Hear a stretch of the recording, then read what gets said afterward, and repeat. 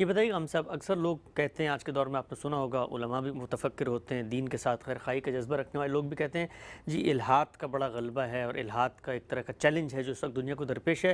اس وقت سوال میرا یہ نہیں ہے کہ الحاد کا چیلنج کیا ہے، یا مثال کے طور پر اس مقدمے میں آپ کیا کہتے ہیں۔ آپ سے ایک موقع پر یہ سوال ہوا تو آپ نے جواب میں فرمایا کہ دنیا کے لیے سب سے بڑا چیلنج اسلام کا چیلنج ہے۔ یہ جملہ ہم نے کبھی کسی کی زبان سے نہیں سنا۔ عام طور پہ تو کہا جاتا ہے کہ جی اسلام کو خطرہ ہے، یہ چیزیں باہر سے آ رہی ہیں، اس وقت مثال کے طور پہ مسلمان نوجوان نسل اس کا جواب دے۔ یہ جو آپ نے ایک دعویٰ فرمایا کہ دنیا کے لیے سب سے بڑا چیلنج اسلام ہے، اس دعوے کے پیچھے کیا دلائل ہیں؟ اس دنیا میں آپ کے پاس دو ہی چیزیں ہیں۔ ایک یہ کہ آپ اپنے حواس کے ذریعے سے مادے کا مشاہدہ کرتے ہیں، مادے میں حیات پیدا ہوتی دیکھتے ہیں، حیات میں شعور پیدا ہوتا دیکھتے ہیں، چنانچہ اس کو آپ سمجھنے کی کوشش کرتے ہیں، اس سے آپ کے سائنسی علوم وجود میں آتے ہیں۔ لیکن انسان مادے یا حیات میں شعور کے سمجھنے تک محدود نہیں رہتا۔ وہ یہ جاننا چاہتا ہے کہ اس کائنات کی حقیقت کیا ہے۔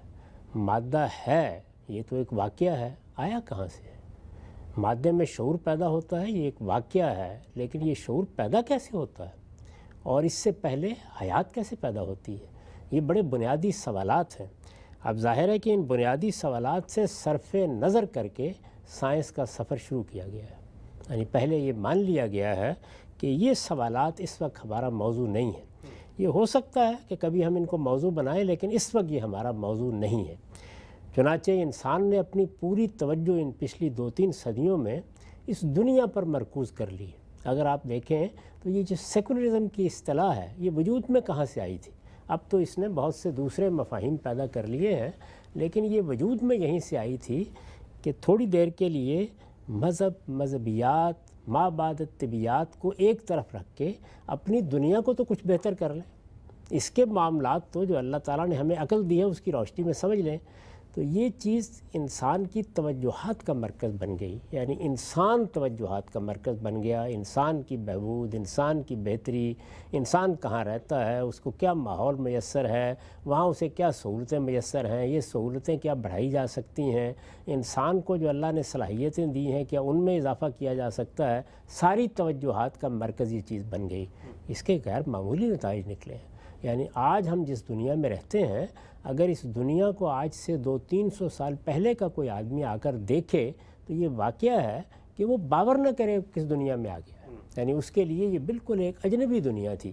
یہ وہی چیز ہے جس کو ہمارے شاعر نے اس طرح بیان کیا تھا کہ محو حیرت ہوں کہ دنیا کیا سے کیا ہو جائے گی۔ لیکن کیا جو بنیادی سوالات تھے ان میں سے کوئی سوال زیر بحث آ سکا ہے؟ اس کے بارے میں کوئی ایک بات کہنا بھی ممکن ہو سکا ہے؟ کیا اس پہ کوئی ایک قدم بھی آگے بڑھایا جا سکا ہے؟ نہیں۔ یعنی یہ بات کہ مادہ کہاں سے آیا، یہ بات کہ مادے میں حیات کہاں سے پیدا ہوتی ہے، یہ بات کہ شعور کہاں سے آ جاتا ہے، اس میں بڑی دلچسپ چیز یہ ہے کہ مادہ تو چلیے وجود میں آ چکا، حیات ہمارے سامنے پیدا ہوتی ہے، اور حیات میں شعور بھی ہمارے سامنے پیدا ہوتا ہے۔ یعنی ظاہر ہے کہ ہمارے بچے ہیں، جانوروں کے بچے ہیں، زندگی وجود پذیر ہوتی ہے، ہم اس کو دیکھتے ہیں۔ بلکہ انسانی زندگی یا حیوانی زندگی کا جب مشاہدہ کیا جاتا ہے تو یہ معلوم ہوتا ہے کہ اس کی پیدائش کا پورا عمل ہماری آنکھوں کے سامنے ہو رہا ہے۔ یعنی یہی خوراک کھائی جاتی ہے، یہی چیزیں ہمارے اندر جاتی ہیں، وہ فیکٹری جس میں یہ سب کچھ تیار ہو رہا ہے وہ بھی ہمارے سامنے ہے۔ ہم جب چاہیں اس کو اٹھا کر میز پر رکھ لیں اور اس کا پوسٹ مارٹم کر ڈالیں۔ یہ سب کچھ کے باوجود ہم جس جگہ پہلے دن کھڑے تھے اسی جگہ کھڑے ہیں۔ تو ظاہر ہے کہ یہ بہت بڑے بڑے سوالات ہیں۔ اب ان سوالات میں ایک سفر ہے جو انسان کر رہا ہے، وہ یہ ہے کہ ان کو فی الحال ایک طرف رکھ دیا جائے، ان سے صرف نظر کیا جائے، اور پھر بعض اوقات اپنے دل کی تسلی کے لیے یہ کہہ لیتا ہے کہ ہم نے بہت مشکلات حل کر لی ہیں اور بہت تحقیقات کر لی ہیں اور دنیا کے بڑے راز کھول لیے ہیں، ہم ایک دن یہ راز بھی کھول لیں گے اور یہ سب واضح ہو جائے گا۔ یہ سب کچھ ایک طرف رکھ کے وہ اطمینان سے اپنا سفر کر رہا ہے، اور اس سفر میں جو بڑے بنیادی سوالات ہیں، جس طرح کہ میں نے یہ تینوں سوالات سامنے رکھے، اس کے بعد جب وہ باہر کی دنیا میں دیکھتا ہے تو زمان کیا ہے، مکان کیا ہے، ٹائم کی حقیقت کیا ہے، اسپیس کی حقیقت کیا ہے، وہاں پر بھی سوائے بے بسی کے اور عجز کے اعتراف کے کوئی چیز سامنے نہیں ہوتی۔ اس میں انسانوں نے جو اپنے تخیل سے دنیایں بنائی تھیں وہ بھی ایک ایک کر کے ختم ہوتی چلی جا رہی ہیں۔ اس صورتحال میں یہ سب کچھ یہاں موجود ہے اور ادھر قرآن ہے، اور وہ ان تمام چیزوں کے بارے میں ایک حتمی بیان دے رہا ہے. یعنی یہ بھی بتا رہا ہے کہ ان سب کا منبع کہاں ہے، یہ بھی بتا رہا ہے ان کی ابتدا کہاں سے ہوئی ہے، یہ بھی بتا رہا ہے ان کی ابتدا کرنے والا کون ہے، وہ کیا ہستی ہے، اس ہستی کی کیا صفات ہیں، اس ہستی کے کیا اوصاف ہیں. اور اس سب کے ساتھ 15 صدیوں کا عرصہ گزر چکا ہے اس کتاب کے نزول پر. اس کے کسی ایک حرف کے بارے میں بھی یہ کہنا ممکن نہیں ہو سکا کہ زمانے کی گردشوں نے یا زمانے کے امتداد نے اس کو غلط ثابت کر دیا ہے. وہ اپنی جگہ پر کھڑا ہے.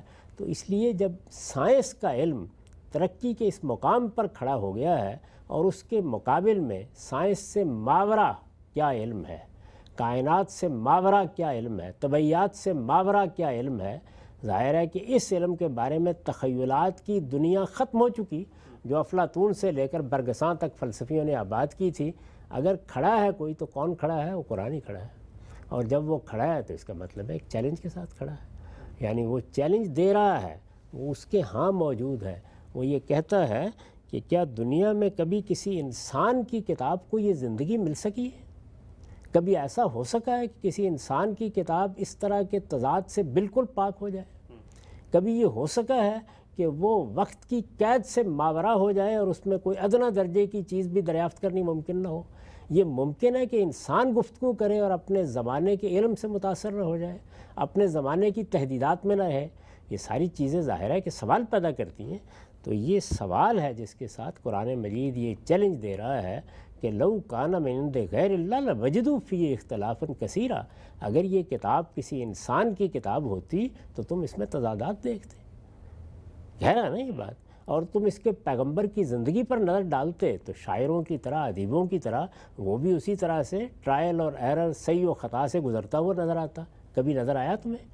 قرآن مجید یہ چیلنج دے رہا ہے اور پھر یہ کہتا ہے کہ یہ کتاب ہے اس شان کی کتاب، اس طرح دنیا کے تمام تصورات سے ماورا کتاب، اس طرح انسان کی سعی و کاوش سے ماورا کوئی کتاب. تمہارے پاس کتاب کیا، ایک سورہ بھی ایسی ہے تو پیش کرو. اس چیلنج کے ساتھ قرآن موجود ہے. اس لیے اصل چیلنج یہی ہے جس کی طرف انسان توجہ نہیں کرتا. ورنہ یہ حقیقت ہے کہ جس طرح سائنس کے اکتشافات نے ہمیں ایک نئی دنیا سے روشناس کرایا ہے، اس دنیا سے ماورا دنیا سے قرآن جس اعتماد سے، جس اذعان سے اور جس طرح سے اور جس وضاحت سے متعارف کراتا ہے، روشناس کراتا ہے، وہ بجائے خود دنیا کے لیے ایک چیلنج ہے.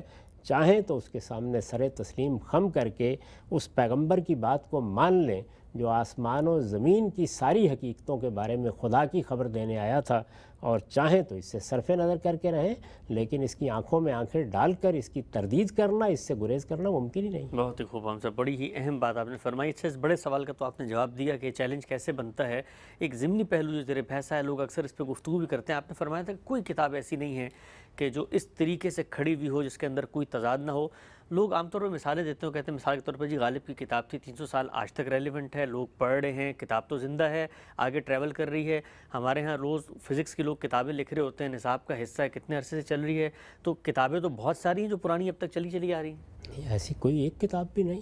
یعنی غالب کے کلام کو جب ہم پڑھتے ہیں تو کیا ان حقائق کی تحقیق کے لیے پڑھتے ہیں جو اس میں بیان کیے گئے ہیں؟ تو ہم پہلے اس کتاب کو کھولتے ہی جان لیتے ہیں کہ وہ تخیل کی کار فرمائی ہے. اس میں جو دعوے کیے گئے ہیں شاعرانہ دعوے ہیں، ان کا نہ شاعر سے کوئی تعلق ہے نہ حقائق سے کوئی تعلق ہے. ان کو ہم ایک ادب کی کتاب کے طور پر پڑھتے ہیں، حظ اٹھانے کے لیے پڑھتے ہیں. اس میں جو باتیں کہی گئی ہوتی ہیں وہ ہم جانتے ہیں کہ وہ باتیں درست نہیں ہیں. ان میں جو دعوے کیے گئے ہیں وہ دعوے درست نہیں ہیں. وہ انسانی شخصیت کو سامنے رکھ کر تخیل کی کار فرمائی ہے جس کا کمال ہم دیکھتے ہیں. جس کو اقبال نے بیان کیا ہے نا کہ محل ایسا کیا تعمیر عرفی کے تخیل نے، تصدق جس پہ حیرت خانہ سینہ و فارابی.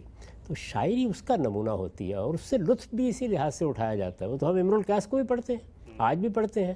وہ اس لیے نہیں پڑھی جاتی کہ اس میں کوئی حقائق بیان ہوتے ہیں، نہ حقائق کے لحاظ سے اس کا جائزہ لیا جاتا ہے.